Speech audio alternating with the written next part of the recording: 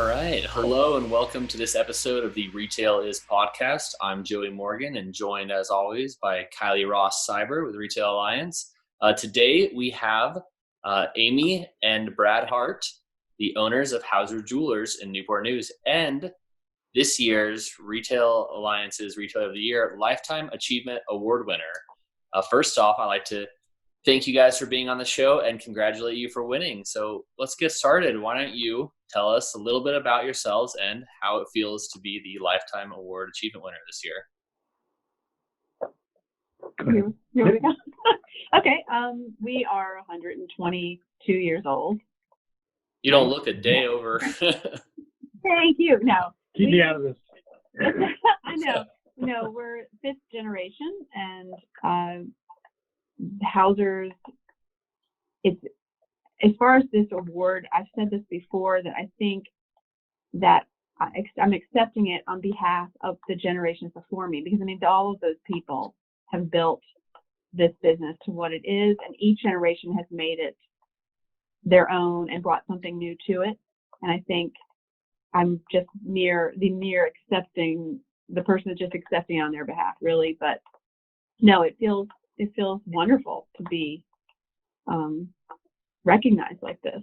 I mean, yeah, we're the current version of Hauser's, and there's been other versions along the way. And I think more than anything, longevity equals flexibility. So if there's nothing else we've learned, it's the importance of being flexible. And I think our size, relative smallness of our company, allows us to be a lot more hands-on and personal with our customers, with our staff, and we really, really appreciate this award. But again, like Amy said, it's this current version of Hauser's. There's been many along the way. I must say that there is always that consistency that has to endure, whether it's the quality of the product or the community engagement that you have. The smallness of the business does come into it too, because you can allow that to happen. But the award itself would never have been given to you unless you had achieved all of those things in terms of your reputation and endurance. And yes, you have put your own stamp on it for sure. And we'll get into that too, to find out, what you have been doing within the business in your own time. But I want to just take a step back and talk a little bit about the generations before you. Now, how did Hauser's start? Well, I took a particular interest of the early days of the store on our 120th anniversary. And the research was completely fascinating. We've got some vintage photographs here of the early days of the store. They were blown up for advertising purposes, and I actually had one as a screensaver for about 3 years before I actually started to notice the details of what life was like in a day at Hauser's around 1914, 1915, because I had actual photo there. And the early part of the business was based on timing pocket watches for the C&O Railroad. Back in the day, it was law that people on the trains had to have their pocket watches timed at regular intervals. It was a series of head-on crashes as time zones became more prevalent, routes got longer. And so Hauser's is one of the few local establishments that were certified to work on the railroad watches. And one of the most inspiring things to me was a regulator clock that was hooked up directly to the Naval Observatory in Washington. And the time was literally telegraphed in so that they could get a standard deviation on all these pocket watches. And it just became and that's what literally for 25, 30, 35 years was the basis of the business. Wow. Okay. So that's how it got started. And I knew that it was not in the location that it is now. So they had to, change their operations too and move to Newport News from where they were. But you've been in that same spot now for many decades. I think. When did it move? Well, in this location at City Center in Newport News, it's 14 plus years. Okay. But there's been about 5 different locations all on the peninsula Wow. since that time. The first store was in downtown Newport News, I think not coincidentally, adjacent to the C&O railroad offices. So then it was various little strip mall areas, and Coliseum Crossing in Hampton and Hilton. So always located someplace on the peninsula. Yeah, but in that regard too, that's always a challenge to make sure that your customers know where you've gone and where you're going to. So that's an achievement in itself. That's great. Well, that's part of the consistency. We can't be up and be moving with the wind, so to speak. We've been at City Center anchoring the stores 2006 since 2006. So, but people have to know where we are, and they people seek us out. Yeah, that's great. Well, winning this award, we really do congratulate you on that. And I want to take the opportunity to ask you: is there anyone that you wanted to acknowledge that helped you sort of achieve this award? Oh, well, lots of people for sure. Definitely my parents. We learned from them by working with them, but just as I said before, the generations before for sure. And our staff. I mean, everybody here, we could not do it without them. I mean, everyone is invested in the community, and because they love where they live, and that has an impact. I mean, that they bring business to Hausers, they care about where they live. I think that's what you want to be surrounded with, especially in a small local business like ours. And we wouldn't be here without them for sure. How many people have you got on the team? Well, there are 8 of us included. We have a goldsmith and the 7, everybody else is salespeople, and they do have various jobs around the store, but we're a close-knit bunch, and it's never a dull moment. One of the things, the generational continuity. I mean, Lee's dad is 94 and still alive, and at family gatherings, hearing stories about times past is just fascinating. And so then we have Lee and Vicky, which we took over the store from them, and the generational continuity. Even though everybody's different, it's really interesting to have that. To have somebody with a direct connection right to the very first days. Yeah. That's amazing. You need to write a book or something and capture that history. Or my grandfather does for sure. Yeah. Yeah. I mean, I read a couple of the stories about the watches and things. I think that's all fascinating.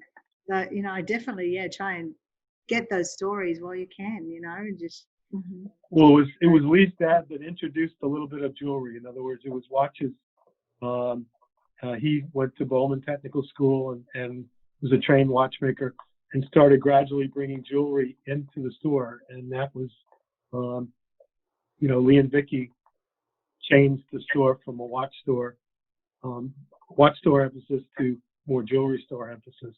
And that's pretty much where we are today. Although I specifically have, a great interest in watches, and we have it's an interesting part of our business today. For sure. He loves watches. Was the store always called Hauser's Jewelers, or? No, various names, Hausers and Sons, I believe, when it started out. It was just Hausers and Sons, because my great-grandfather and his twin brother started working there at a very young age. And then my grandfather's store might have been Hausers. You have a picture. Sure. We have a picture, but it's Hauser's Jewelers. And my parents, they purchased a store in Hampton called Finley's. Mm-hmm. And my grandfather had Hauser's in Newport News. And when he retired, they took the name Hauser's Jewelers. Okay. And then continued it that way. Okay. Interesting. And the focus now is on jewelry. What sort of jewelry do you have in there? We try to find, that's the one thing my parents started with, trying to find something different that you don't see. I don't want people to walk in here and see the same things, because that's not interesting to me. So it's kind of what I like, but we find people that are passionate about what they do. They're easy to work with because it is a partnership, and also just bring something different, well made, well crafted, interesting, creative people making the jewelry. It just makes a better store. And that's what we try to fill our store with. Design and quality are something that pretty much is a hallmark of every case that you stand in front of, whether it's in sterling silver, gold, jewelry, watches, dedicated design and quality. So when you say you partner and you source this jewelry, where's it coming from? Is it people you've just established relationships with, or inherited relationships from, the generations before you? Like, how does that happen?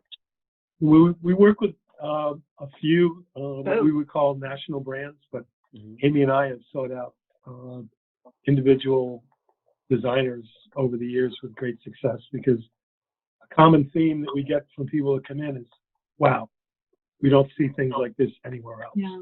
And that's something that we do on purpose. And Amy's got a beautiful design sense herself, and that just translates over into our offerings. I did see something about that, Amy. What was that you've taken sort of on with your own design? Well, for years, my father said, you need to design. I'm an artist. I have a Master of Fine Arts, and I sort of came into this business and found what I love within it. And one of those things was design and anything creative. That's where I go. My father always wanted me to design jewelry, and I just kind of couldn't figure out what I wanted to do. And then it just hit me, and that was it. Like, we moved forward, and it's called Hauser's Be Happy. And it's simple, and because to me, design shouldn't be complicated. And all 18 karat and made in New York City. And we've done really well with it, and I'd like to do more. So I have other lines coming out, and we'll just keep going. I'd love to offer things and be able to just kind of like the mad scientist, get in there and just create. Yeah. And that's, especially during all of these times, we had to be closed for 2 months, and that's a lot of designing time. I mean, I really was able to spend a lot of time doing what I really love, and that was an exciting part of it, of being closed. I know that was not good, but if you have to pull something good out of it, there was some quality designing time. So you'll be seeing more of our designs. When do you think we'll start seeing those designs? Hopefully for fall. I mean, I'm hoping to launch them in our holiday sort of fourth quarter. We usually launch all of our new jewelry then, and I'm hoping for that. That's my goal. Great. Yeah, over the last couple of months, we've revamped our website, changed our phone system. I mean, we used I would say we used the time wisely after we got over the panic of the first couple of weeks, and realizing, try to stay positive and say, look, we have this time. I would always facetiously say over the years, we should just shut down for a month just to kind of clear the air and see what we come up with. Never knowing. So it's his fault. Yeah, never knowing that it would be forced on us, and we kind of, but Amy in particular used that time with the help of a bunch of other people to get our website more user friendly, and it's proven to be, going forward. I call part of our store like a mini fulfillment center, because people look at the jewelry online and then come in the store and actually can assess it. So we have, we've got the nice balance between, what people always say, I can search in my pajamas, or buy. But then if you want to come in and put some decent clothes on and look at some jewelry, you can do that. But you don't have to put decent clothes on. Actually, you're selling it online as well. Then you don't have to come in the store, or it's. That's right. Well, no, we do offer. We can sell directly online now. Yep. So that's We've had many people do that. That's a new facet of our business since the shutdown. Oh, wow. No, that's a great addition to the business. I feel you able to have that e-commerce ability. That's awesome. So yeah, sorry, Joey, you I go was ahead. going to say, Kylie, going back to the awards, the achievement award a bit. What were there was some requirements or the guide for how we selected it. What were the 4 points again? Well, it encompasses endurance, which we now know, over 120 years, I think it's pretty good endurance. That's an obvious one. Reputation. There's a lot of feedback, some great positive feedback when we announce the award. A lot of people know who you are, and your reputation really does, come before you from just through the generations. I think that you've held that very well. The product quality, it just, you're still in business. I think that sort of says something. And also, in terms of that product quality, just being able to have the initiative to be able to produce your own lines as well. I think that really shows where you're going, where you're taking ownership of it. And then the community involvement. So that's the one thing we haven't really touched on yet with you, but how do you get involved with the community? Over the years, we've had different approaches. So we definitely donate to so many causes through whether it's an auction item, piece of jewelry, or we've done financial donations, but it's also the people at our store are involved in the community and volunteer. And then we've also done things like held events here to benefit specific charities. We've done the Hauser's Challenge, which was you walk, run, or bike, and we donate per mile what you walk, run, or bike to Alzheimer's. Oh, wow. And then that was we did that for 3 years, and it was actually a great fundraiser and a lot of fun. So you're out anyway, you're already on your bike, you're already running. Why not earn money for charity? And it did cost, I think it was like $20 for a t-shirt and a bunch of things from other businesses. We did a lot of cross promotion, and we also did a diamond dash, which people did a scavenger hunt in city center to find an engagement ring, and then someone won that raised money for Alzheimer's as well. We did a tiny space art show in this room where we are, which is a little private showing room if people want to showing engagement rings and things like that. We reached out to local universities and artists and had them come in and had to submit artwork that was a certain size. And that benefited local artists because they sold their work and we didn't take any commission. I mean, just things like that. It's fun. To me, it's about something fun and community involvement. You can raise money and awareness in ways that can be a lot of fun and not cost anybody a great deal of money. And it also is a great time to cross-promote with other businesses. And we found that everybody is willing. Everyone we have worked with has been wonderful and always willing to do that. So those are just some of the things I can think of off the top of my head. But we couldn't name all of them. If I started to think, we'd leave something out. But I know. I can think of others, but you. We're big supporters, Boys and Girls Club. Like I say, I would be remiss to try and list everybody. That sounds like there's a lot. So we don't have one charity. In other words, some people go with one charity and they throw their entire support behind it, which is fine, And we have many friends and different charities represented in the community. We always try to be as responsive as we can. Mm-hmm.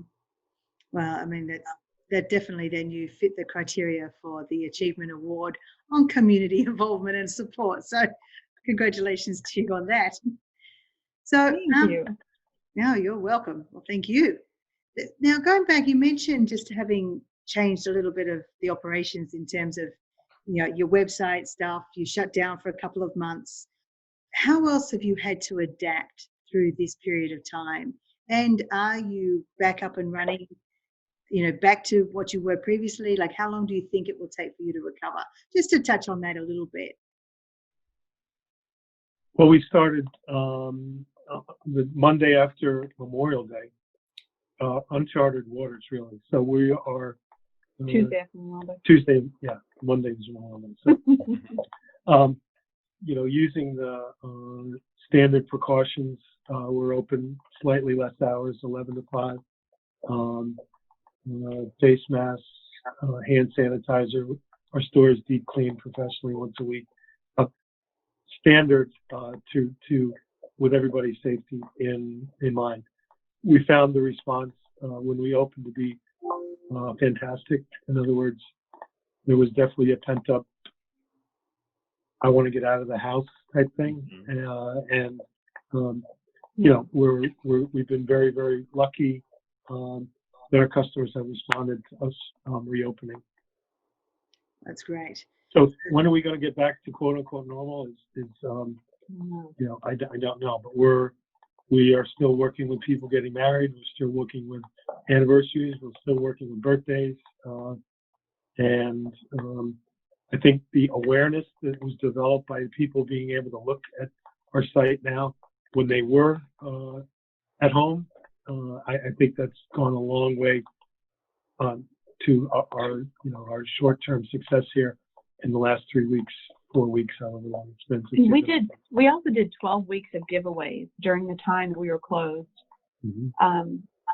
It's all social media based, just to keep in the conversation, and we would do curbside pickup and that kind of thing for your gift. We still do curbside pickup and drop off if people want to do that, but I think it was just a nice way to keep in contact with people, to let them know we're still here and give away some fun things. I mean, it was anything from a designer handbag to a gold necklace to a candle. Simon Pierce scented candle. Yeah, Simon Pierce scented candle. So I mean, it just varied, but it was a lot of fun, and people had a great time with it.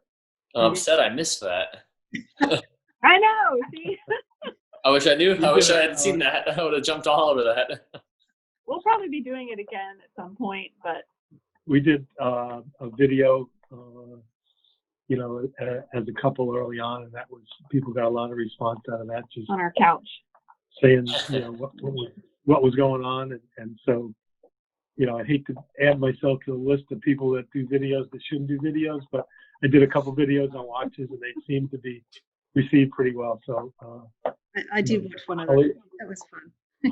Hollywood is not beckoning, but it was something that made us get into that phase of just recognition, and it's been a good kick in the tail for us, but and at the same time, I think we were effective in getting our message across during the downtime. Absolutely. I think having a face and that engagement and conversation, as you mentioned, Amy, too, that's super important. You just don't want to shut your doors and say goodbye for a couple of months and that's it. I think what you did was very clever in terms of the giveaways, in terms of the videos, and having that conversation still continue. So well done for that. In terms of, do you do any marketing beyond that, like social media sort of stuff? Do you actually invest in other marketing?